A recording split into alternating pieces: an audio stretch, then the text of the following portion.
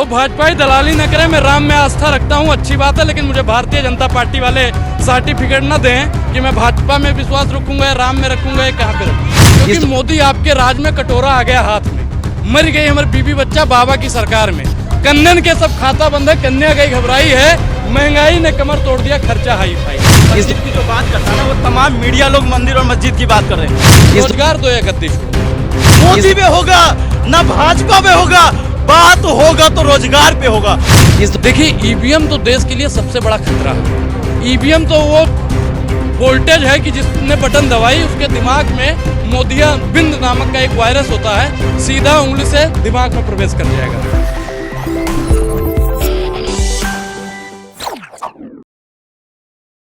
देखिए चुनाव का नतीजा जो आया वो ठीक है, हम लोग उससे सहमत हो, जनादेश था, लेकिन प्रधानमंत्री नरेंद्र मोदी जी रोजगार दो या गद्दी छोड़ो हम लोग इसलिए आए हैं क्योंकि मोदी आपके राज में कटोरा आ गया हाथ में, मर गई हमारी बीबी बच्चा बाबा की सरकार में, कन्नन के सब खाता बंद है, कन्या गई घबराई है, महंगाई ने कमर तोड़ दिया, खर्चा हाई फाई है, जिया बेकरार है, आई बहार है, आ जाओ मेरे पूर्ववर्ती वाले आप ही का इंतजार है। प्रधानमंत्री नरेंद्र मोदी ने सिर्फ और सिर्फ तानाशाही करने का काम किया है। रोजगार के नाम पर 2 करोड़ रोजगार बोला और प्रधानमंत्री नरेंद्र मोदी जो जुमला पकड़ा दिया, बोला महंगाई कम करेंगे, महंगाई के नाम पे भी जुमला पकड़ा दिया, बोले गंगा को साफ करेंगे, गंगा के साफ करने के नाम पे जुमला पकड़ा दिया। तो प्रधानमंत्री की जो जुमला जीवी वाली राजनीति है उसी से लड़ने के लिए हम लोग संसद घेराव कर रहे हैं। रोजगार दो या गद्दी छोड़ो।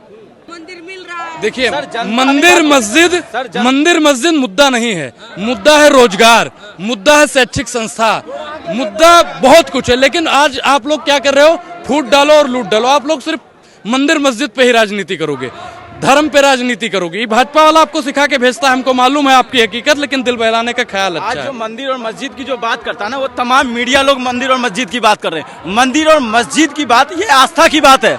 बात यहाँ होना चाहिए रोजगार की, बात होनी चाहिए शिक्षा की, बात जो होना चाहिए सदन की सुरक्षा की, बात होनी चाहिए देश की सुरक्षा की, बात हो जाए हिंदू और मुस्लिम में भाईचारा कैसे कायम किया जाए, बात होनी चाहिए जातीय विविधता कैसे खत्म की जाए, बात होनी चाहिए क्षेत्रीय विविधता कैसे खत्म की जाए, इसके ऊपर बात होनी चाहिए। लेकिन बात क्या हो रहा है, आप जो संसद को निर्वाचन क्षेत्र में मतदाता चुन के भेजता है सदन के अंदर अपनी बातों के लिए, उनको आप बर्खास्तगी करने का काम कर रहे हैं। आप 141 सांसदों को बर्खास्तगी करके आपने देश के 14 करोड़ से ज्यादा मतदाताओं का अपमान किया। जिस देश में आप ये समझिए 50 करोड़ मतदाता हो, उस देश में आपने 15 करोड़ मतदाताओं की आवाज बंद कर दी। उस देश के सदन की गरिमा क्या रह गई है, ये सोचने और समझने को हम जैसे युवाओं को है। हम जैसे युवा आज संसद का घेराव इसलिए कर रहे हैं क्योंकि हम लोगों की जरूरत पड़ी है। जब भी युवाओं की जरूरत पड़ी है, संसद की सुरक्षा के लिए युवा सड़क पे आया है। बात यहाँ होना चाहिए, आप बताइए आज जिस तरह से 141 सांसदों की बर्खास्तगी हुई है, वो कहीं ना कहीं हमारे लिए एक शर्मिंदगी है, देश के युवाओं के लिए शर्मिंदगी है कि देश के युवा का आवाज कौन उठाएगा, रोजगार की बात कौन करेगा। बात यहाँ हम संसद का घेराव इसलिए कर रहे हैं। अब बात ना तो मोदी पे होगा ना भाजपा पे होगा, बात होगा तो रोजगार पे होगा, बात होगा तो युवाओं की जो समस्या है उसको लेकर बात होगा। इसलिए हम आए और आप जैसे मीडियाओं का धंधा चलता रहे धर्म के नाम पे, आप लोगों का चलता रहे मंदिर और मस्जिद। सुनिए बता दूं आपको, हम लोग भटके हुए नहीं, हम लोग भारत के हिंदू हैं, भाजपा के हिंदू नहीं हैं। भारत का हिंदू और भाजपा के हिंदू में बहुत फर्क है। भारत का जो हिंदू होता है वो रोजगार पे बात करता है, महंगाई पर बात करता है, और जो भाजपा का हिंदू हो मंदिर मस्जिद और टोपी और दाढ़ी पर बात करता है। तो टोपी और दाढ़ी की राजनीति यहाँ पर मत कीजिए। महंगाई और बेरोजगारी जो देश का वास्तविक मुद्दा है, रोजगार जो वास्तविक मुद्दा है, आप लोग उस पर बात करेंगे तो ज्यादा बेहतर रहेगा। हिंदू मोदी की गारंटी पे बात कर रहा है राजस्थान नहीं, आप लोग अगर यशोदा बहन की गारंटी मोदी जी ले लें तो अनुराग ओझा मोदी जी की गारंटियों पर रुक जाएगा। हमारे हिंदू सनातन प्रथा में अगर मोदी जी भी हिंदू हैं तो कान खोल के सुन लें, जब हम लोग शादी करते हैं तो 7 फेरा होता है, ठीक, और उसमें कहते हैं कि 7 जन्म तक साथ निभाएंगे। अरे भैया 7 साल तक मोदी जी साथ नहीं निभाए, 7 जन्म तक साथ निभाएंगे। और देश की बात मोदी जी करेंगे, जिससे घर न सुधरा हो वो देश नहीं सुधार पाएगा। ये हिंदू जो है वो 22 जनवरी की जगह 26 जनवरी को मानता है, जिस दिन हिंदुओं को, सारे हिंदू और सारे धर्मों को आवाज दी गई थी संविधान के माध्यम से, लोकतंत्र के माध्यम से, गणतंत्र राज्य के नाम से। तो ये देश 26 जनवरी को पहले मानेगा, 22 जनवरी को बाद में मानेगा। 22 जनवरी के नाम पे आप देश को तोड़ना चाहते हैं। आप 22 जनवरी के नाम पे क्या देखना चाहते हैं? देखिए, सुनिए, मंदिर पे मेरे आपको लिए- बता दूं, मेरा राम में मेरी आस्था है। मेरे भगवान के बीच में और मेरे बीच में दलालों की जरूरत नहीं है।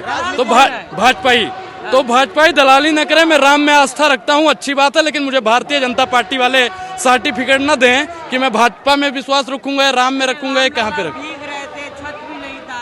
आपको याद भी होगा कि राम मंदिर में पूजा पाठ करवाने का काम भी राजीव गांधी की सरकार ने करवाया था, और मंदिर बनवाने का काम अगर किसी ने किया है तो सुप्रीम कोर्ट के आदेश से हो रहा है। भाजपा वाला अगर इसका श्रेय लेता है तो यह गलत बात है। सुनिए आप 24 में क्या बहुत बड़ा बदलाव करने वाला है, बहुत बड़ा बदलाव। देखिए, ईवीएम तो देश के लिए सबसे बड़ा खतरा है। ईवीएम तो वो वोल्टेज है कि जिसने बटन दबाई उसके दिमाग में मोदिया बिंद नामक का एक वायरस होता है, सीधा उंगली से दिमाग में प्रवेश कर जाएगा। तो अब ईवीएम से वोट नहीं देना, हम लोग बाइकआउट कर रहे हैं।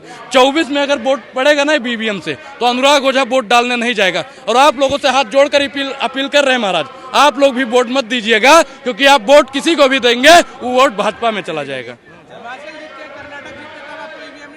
देखिए, हम लोग ईवीएम से शुरू से सवाल उठाते आए हैं, और आपको याद होगा कि लाल कृष्ण आडवाणी जी भी 2012 से कह रहे हैं कि ईवीएम से चुनाव नहीं होना चाहिए। अब हम लोग अगर मान लो ईवीएम बोल रहे हैं कि लाल कृष्ण आडवाणी जी का ही कहना मोदी जी मान लें, तो ईवीएम से चुनाव, जब तक ईवीएम से चुनाव होगा तब तक देश खतरे में रहेगा।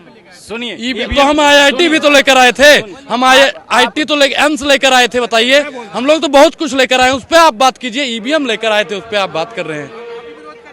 तो बिल्कुल हम लेकर आए थे तो आज बर्खास्त करो, हम कह रहे हैं। हम लेकर आए तो तुम कह रहे हैं चलो निकलो, हम नहीं मानते अब तुम्हें। भाई, हम लेकर आए थे उसे बहिष्कार कर रहे हैं, लेकिन भाजपा वाला क्या लेकर आया है आप उसको गिनवाइए।